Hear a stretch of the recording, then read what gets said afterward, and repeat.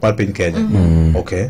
Lakini kata as I buttress her point, onego acknowledge ni youth okena special interest group. Nikechwan majority mar population.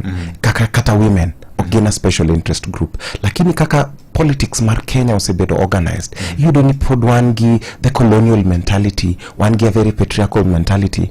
Mochuno ni kata the drafters of the constitution, ma party leader na osegore kabisa. Oneno ni ntie room for affirmative action. Lakini okonyal bedo perpetual nikech kata sani kwa yudo ni waloso offices mag youth wacho di sijui wadhi mana bloat the wage bill. Gima no teroengan rock last year. Wadhi doka nikech wadhi yudo bloated wage bill. Okay. Gimoni watim. Let us ensure that politics okena a business. Nikech in developed countries, politics okena lucrative career. Kenya ka kida bedo very successful beda mwana siasa nikech okene gibed gi industry lakini nya bedo billionaire.